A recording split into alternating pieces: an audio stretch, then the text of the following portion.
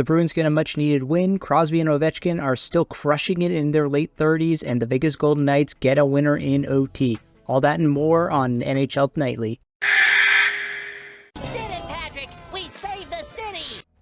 Up first, the Boston Bruins have been in a tailspin for the last few weeks, and they had a huge game today against the Philadelphia Flyers. This was basically a must-win considering their next few games are coming against some pretty stiff competition like the Kraken, the Maple Leafs, the Flames, and the Senators. The Flyers and Kraken, the only two teams on that list who are under 500, and the Flyers 3 games under 500 were undoubtedly the weakest of those teams. So this was a gotta-have-it game for the Boston Bruins. There are already some rumblings that Jim Montgomery's job might not be safe if the Bruins don't turn around their early season struggles quickly, and with that tough stretch coming up, like I said, they're probably going to have to go like 2 of 2 at bare minimum in order to keep his job safe for now. So getting the win over the Flyers was huge for them, and they did get that win with a 3-0 shutout. Jonas Korpisalo, actually the one between the pipes, he played quite well, stopping all 20 shots. Boston Bruins scorers were Matty Poitras, who had the game winner, Justin Brazeau, and Brad Marchand, who added the empty netter. Overall, though, this was a pretty sloppy game on both accounts. Korpisalo had a shutout, yes, but he looked kind of shaky in a lot of those situations. The Philadelphia Flyers, I think, kind of showed why they're one of the worst teams in the East. They were pretty unorganized and undisciplined. For the Bruins, a win is a win, and you will take this, but I didn't see anything in their performance today that makes me think that they have righted the ship. If they play like this against the Kraken, against the Leafs, against the Flames, they're going to lose all 3 of those games. So they definitely need to keep trying to figure out what has gone wrong to start the season. Eric back, man. This is you as an old man. I'm ugly and I'm dead alone.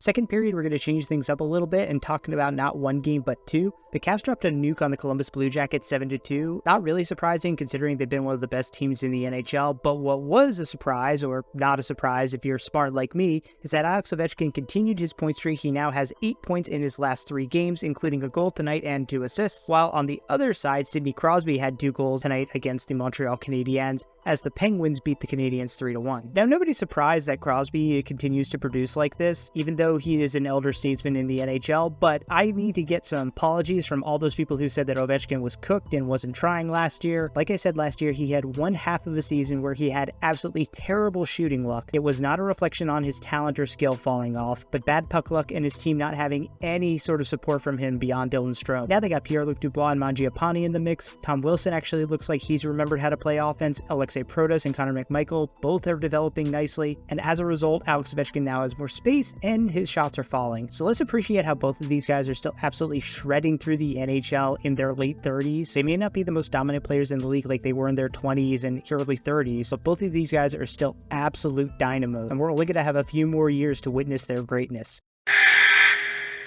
Because you see, you're here forever. Don't forget, you're here forever. Third period, a tight game between the Vegas Golden Knights and the Utah Hockey Club that ultimately ended with the Vegas Golden Knights prevailing in overtime. Brett Howden scored the game winner, Tomas Hertl had his 500th point, and Pavel Dorofeyev had his 7th goal on the year, along with the goals from Noah Hanifin and Will Karlsson. Pretty heartbreaking loss there for Utah, who are firmly out of the honeymoon period that they had to start the season. They have now only won 2 of their last 9 games, but they have picked up points in 5 of those games at least. On the other hand, Vegas continues to impress with guys like Dorofeyev, supporting their top point getters like Mark Stone, Tomas Hertl, Will Karlsson, and filling in the void of losing Jonathan Marchessault very nicely.